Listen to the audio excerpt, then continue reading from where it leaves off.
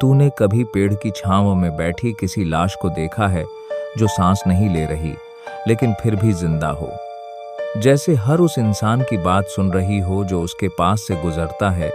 ये कहानी एक ऐसे गांव की है जहां दोपहर की धूप से लोग नहीं डरते बल्कि उस छांव से भागते हैं जो मंदिर के पीछे वाले पुराने पीपल के नीचे पड़ती है। गांव का नाम है रमवा। हरियाणा के एक कोने में बसा वो इलाका जहां अब कोई नया बच्चा पैदा नहीं होता और जहां की औरतें बिना बच्चे के ही बूढ़ी हो जाती हैं। लोग कहते हैं छांव में बैठने वाले की परछाई वहीं रह जाती है और शरीर तो गांव में भटकता है, लेकिन आत्मा उसी लाश के पास कैद हो जाती है जो हमेशा उसी पीपल की छांव में बैठी रहती है। ये सब मजाक लगता अगर वो दिन ना आता जब मोहित गांव लौटा। शहर में नौकरी करने वाला वो लड़का जिसे सब पढ़ा लिखा और अक्लमंद कहते थे। लेकिन उस दिन जब वो गांव आया और दोपहर को साइकिल से मंदिर के रास्ते गया तो किसी ने उसे रोका नहीं। सबने चुपचाप खिड़कियों से झांका और उसकी मां ने थाली गिरा दी। जैसे किसी ने मुंह में गर्म कोयला डाल दिया हो। मोहित मंदिर तक गया और जब लौटा तो उसके कपड़े तो वही थे, लेकिन आंखें वैसी नहीं थीं। उसने कुछ नहीं कहा, बस घर के बाहर चारपाई पर बैठकर अपनी मां को घूरता रहा और फिर रात होते ही उठा और बोला, मैं अब यहां नहीं रह सकता, मुझे उस छांव में वापस जाना है। मां चिल्लाई, मोहल्ले वाले दौड़े, लेकिन तब तक वो जा चुका था। मंदिर के पीछे उसी छांव में बैठा मिला। उसकी आंखें अब बिल्कुल स्थिर थीं, न डर न दर्द न जान। लेकिन जब गांव वालों ने पास जाकर देखा तो उनके पैरों के नीचे की जमीन खिसक गई, क्योंकि वहीं एक और लाश पहले से बैठी थी, बिल्कुल वैसी ही, उसी पोशाक में, उसी मुद्रा में, और वो लाश थी मोहित की ही। अब सवाल ये था कि फिर जो आदमी वहां बैठा है वो कौन है, और जो गांव लौटा था वो कौन था, क्योंकि अब दोनों में से एक हिल भी नहीं रहा था। और ये पहली बार नहीं था जब गांव में कोई 2 बार लौटा हो। पुराने लोग बताते हैं कि हर 5 साल बाद कोई ना कोई शहर से लौटता है। सब कुछ वैसा ही बोलता है जैसा पहले बोल चुका होता है, लेकिन फर्क इतना होता है कि इस बार वो इंसान नहीं होता, उसकी परछाई होती है जिसे देखकर गांव के जानवर भी दहाड़ मारते हैं। पर इस बार जो चीज सबसे अजीब थी वो ये कि मोहित की मां भी उसी रात गायब हो गई।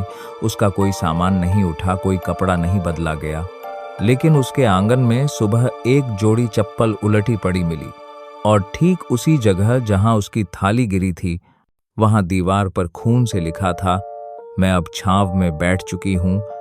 ये खून से लिखी लाइन उस मां की थी जो अपने बेटे की 2 लाशों को एक साथ देख चुकी थी। लेकिन गांव वालों ने किसी को कुछ नहीं बताया, पुलिस नहीं बुलाई, कागज नहीं भरे, बस मंदिर के पीछे की जमीन को दोबारा सीमेंट से ढंक दिया गया, जैसे कुछ हुआ ही नहीं। लेकिन रातों को अब उस छांव से किसी औरत की सिसकी सुनाई देने लगी, वो सिसकी जो थाली गिरने की आवाज में छुप जाती थी। गांव की बूढ़ी औरतें अब रास्ता बदलकर कुएं से पानी भरने जाती थीं, क्योंकि मंदिर की गली अब वीरान हो चुकी थी। लेकिन सबसे अजीब बात यह थी कि मोहित की तस्वीर जो घर में दीवार पर टंगी थी उसमें अब 2 परछाइयां दिखती थीं, एक मोहित की और दूसरी एक औरत की, जो हर रोज थोड़ा और पास आती जा रही थी। गांव के स्कूल में पढ़ाने वाले मास्टर चंद्रभान ने जब ये बात सुनी तो वो अकेले रात में मंदिर के पास गया। हाथ में रजिस्टर और जेब में हनुमान चालीसा रखकर वो सरकारी स्कूल का इकलौता पढ़ा लिखा आदमी था जिसे लगता था कि भूत प्रेत सिर्फ डराने की बातें होती हैं। लेकिन जब वो मंदिर के पिछवाड़े पहुंचा तो पीपल की जड़ के पास कोई बैठा हुआ नहीं था, सिर्फ चारपाई पर बिछा वही पुराना चादर था जिस पर मोहित आखिरी बार बैठा था। लेकिन जैसे ही उसने मोबाइल की टॉर्च उस चादर पर डाली, उसके मुंह से चीख निकल गई, क्योंकि उस पर लिखा था, अब मैं तुझे देख रही हूं। अगले दिन मास्टर चंद्रभान स्कूल नहीं आया। उसके घर वाले बताते हैं कि वो रात को किसी से फोन पर बात कर रहा था और बार बार कह रहा था, मैंने कुछ नहीं किया, मुझे क्यों बुलाया, मैंने कुछ नहीं उठाया। फिर अचानक फोन कट गया और सुबह उसके घर के दरवाजे पर खून से एक लंबी लकीर खिंची थी जो सीधी मंदिर की छांव तक जाती थी, और वहां बैठा था मास्टर चंद्रभान। उसकी आंखें खुली हुई थीं, लेकिन पुतलियां ऊपर पलट चुकी थीं। उसका मुंह आधा खुला था, जैसे मरने से पहले कुछ बोलना चाहता था। लेकिन सबसे डरावनी बात यह थी कि उसकी जेब में रखी हनुमान चालीसा अब गीली थी, पानी से नहीं, खून से, और उस पर लिखा था, जिसने देखा अब वही बैठेगा।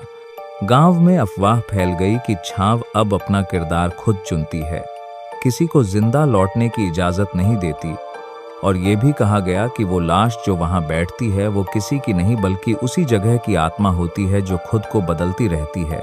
तभी एक दिन गांव की सबसे चुप लड़की नेहा, जो अब तक किसी से नहीं बोलती थी, अचानक चिल्लाकर बोली, मैंने उस औरत को देखा है, वो मंदिर की छांव में बैठी रहती है। मेरी माँ उसी की वजह से मरी थी। पूरे गांव में सन्नाटा फैल गया, क्योंकि नेहा की मां की मौत को हुए 7 साल हो चुके थे और सब मानते थे कि वो कुएं में गिरकर मरी थी। लेकिन नेहा ने कहा, उसने खुद बताया था, मरने से पहले वो उसी छांव में बैठी थी। अब सवाल ये नहीं था कि वहां कौन बैठता है, बल्कि ये था कि वहां कोई बैठता क्यों है। हम आत्मा नहीं बल्कि कोई ऐसा राज्य है जिसे छूते ही आदमी मिट जाता है। गांव की पंचायत ने तय किया कि अब उस जगह के चारों ओर दीवार खड़ी कर दी जाए, ताकि कोई बच्चा, बूढ़ा या औरत गलती से भी वहां न जा सके।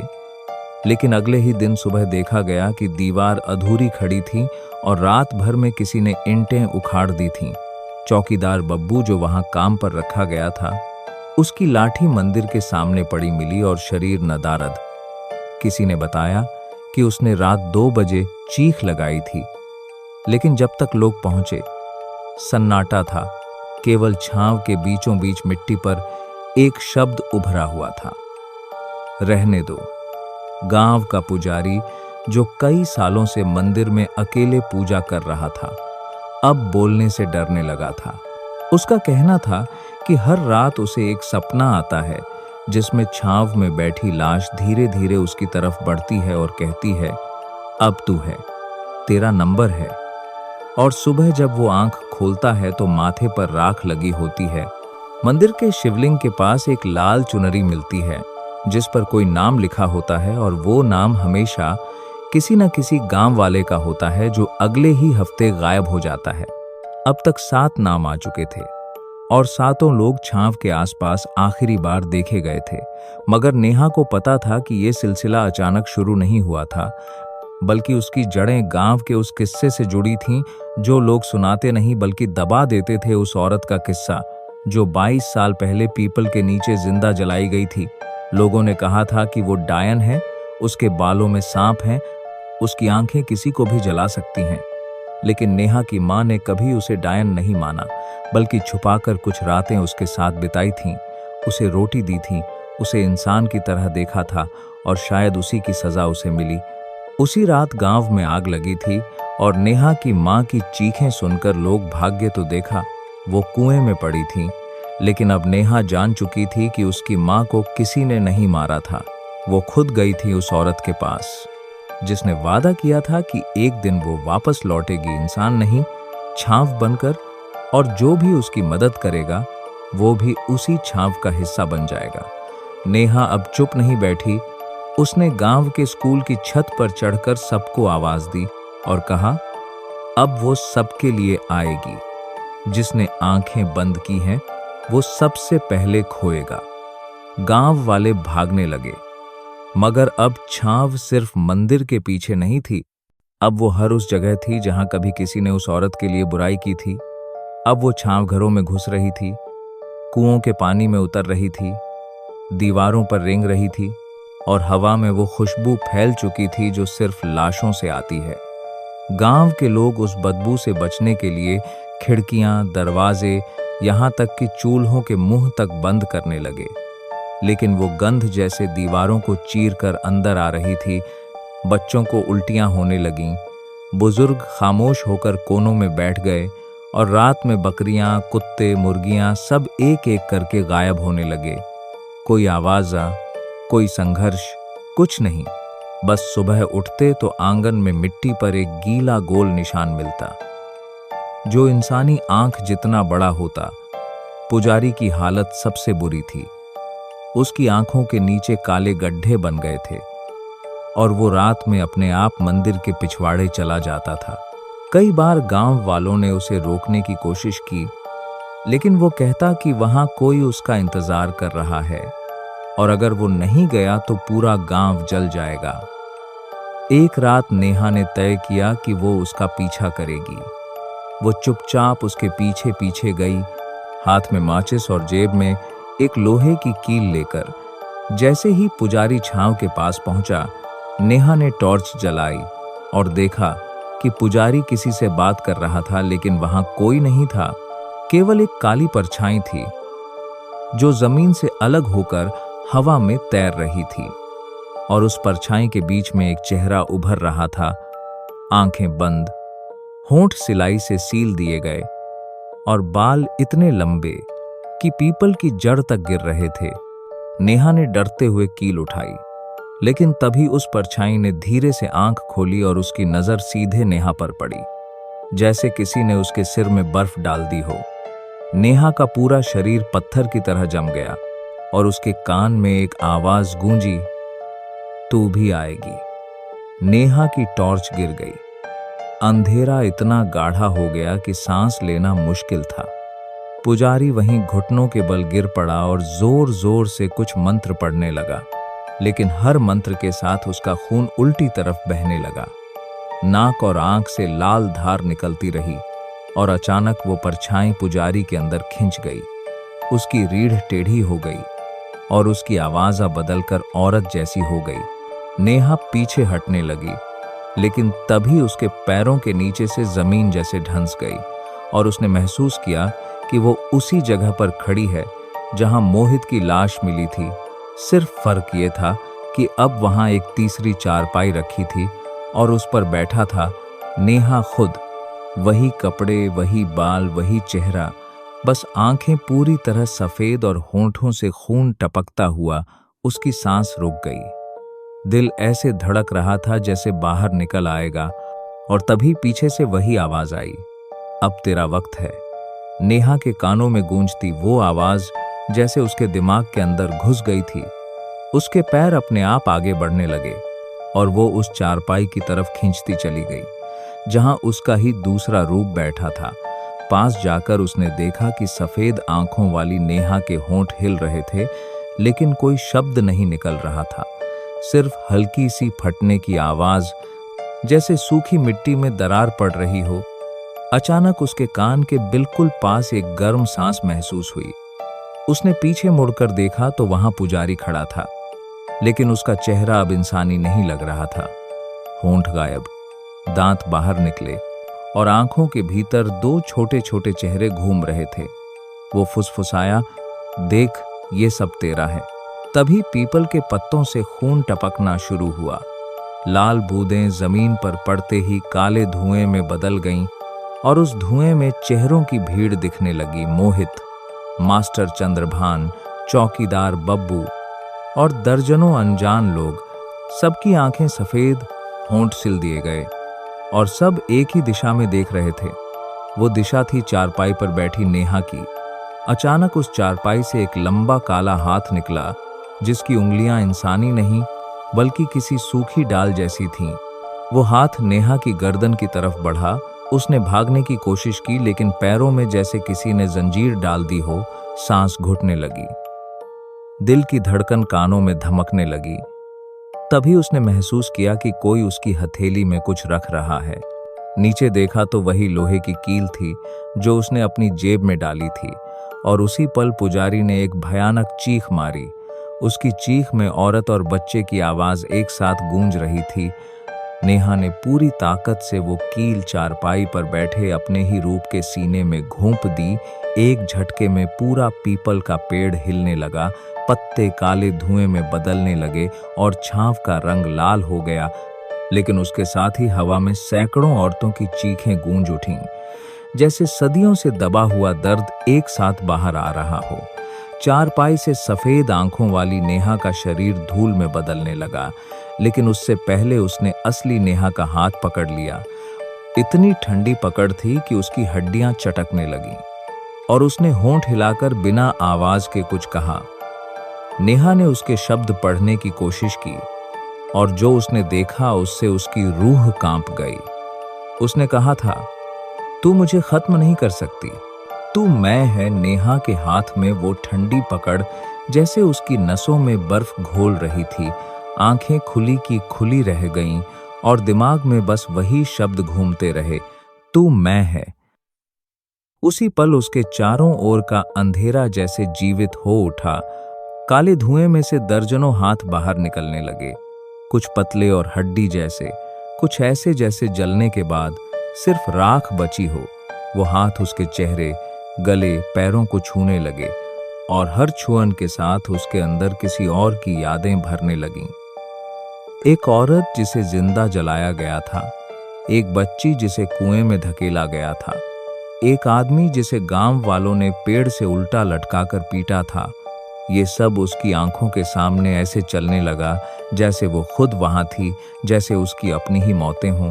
तभी पुजारी, जो अब पूरी तरह औरत के स्वर में बोल रहा था, उसके कान के पास झुककर फुसफुसाया, ये सब तेरा अतीत है, तू बार बार लौटती है, बस शरीर बदलता है। नेहा का सिर भारी होने लगा, धड़कन इतनी तेज कि कान फटने लगे और फिर अचानक उसने देखा कि उसकी हथेलियां बूढ़ी और झुर्रियों से भरी हो गई हैं, बाल सफेद हो चुके हैं और सांसों में मिट्टी की गंध भर गई है, जैसे वो खुद उसी छांव की लाश बन चुकी हो। तभी चारपाई के पीछे की जमीन फटने लगी और एक एक करके उसमें से लाशें बाहर निकलने लगीं, बिना आंखों के, लेकिन चेहरों पर वही सफेद मुस्कान। सब उसके चारों ओर घेरा बनाने लगे। हवा में गूंजने लगी धीमी आवाज, बैठ जा, बैठ जा, बैठ जा, और उसकी टांगें खुद मुड़ने लगीं। वो चारपाई पर बैठने ही वाली थी कि अचानक कहीं दूर से किसी बच्चे की रोने की आवाज आई। आवाज़ इतनी मासूम थी कि बाकी सब शोर जैसे थम गया। नेहा ने गर्दन घुमाई तो देखा कि छांव के किनारे एक छोटा लड़का खड़ा है, शायद 8-9 साल का, आंखों में आंसू और हाथ में एक टूटा हुआ खिलौना।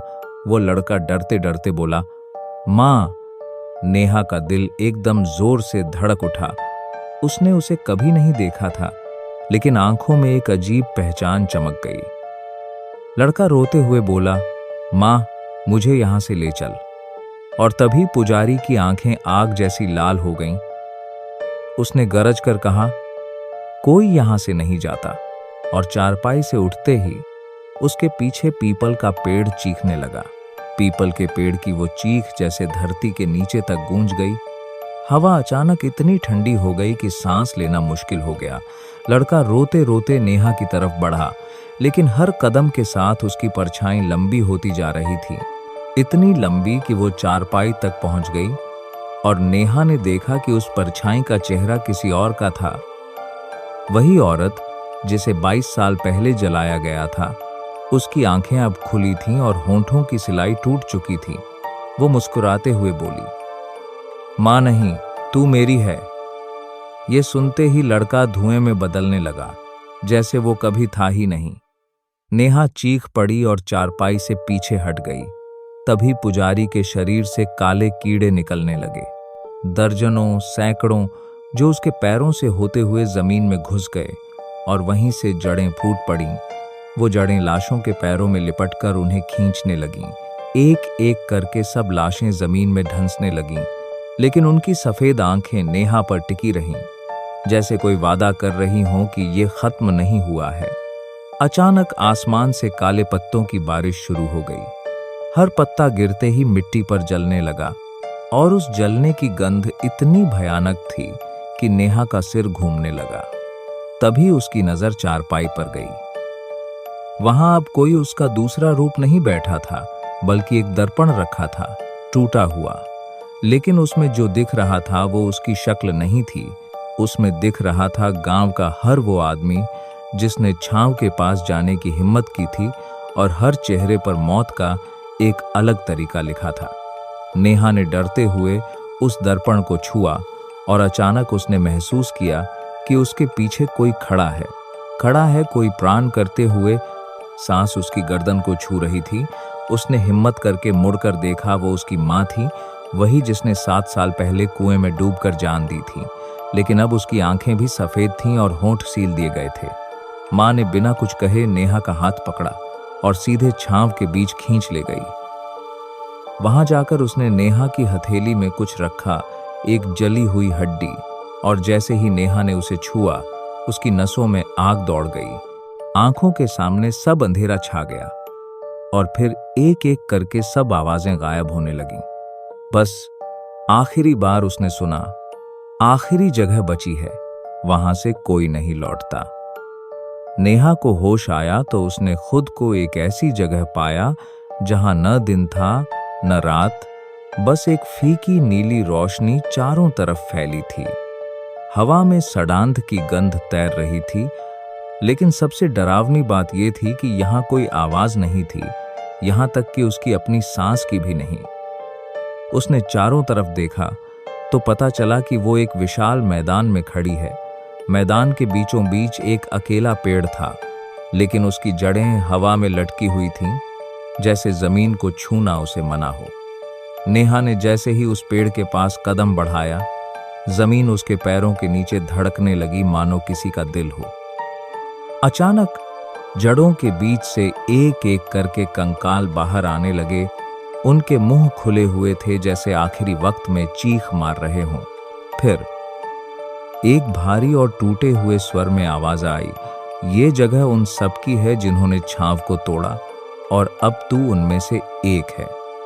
नेहा ने डरते हुए पूछा, लेकिन मैं यहां से कैसे निकलूं?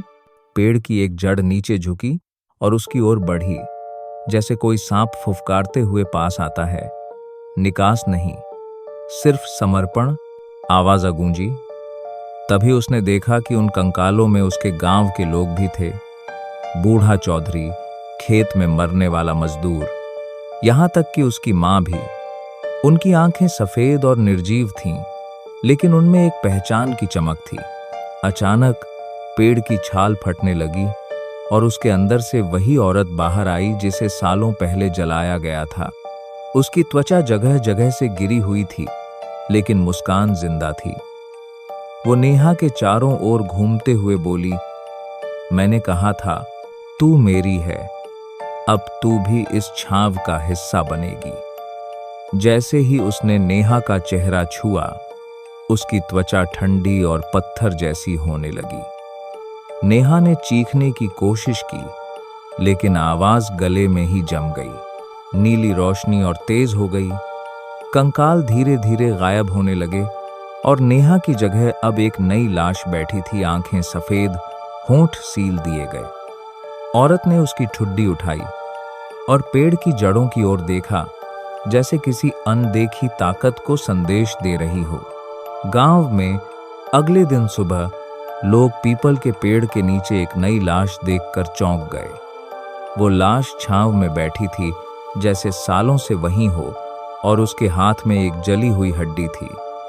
किसी ने पास जाने की हिम्मत नहीं की, लेकिन दूर से देखने वालों ने कसम खाई कि लाश की आंखें कभी कभी झपक रही थीं। छांव का श्राप पूरा हो चुका था और अब अगला इंतजार बस उस शख्स का था जो गलती से वहां बैठ जाएगा।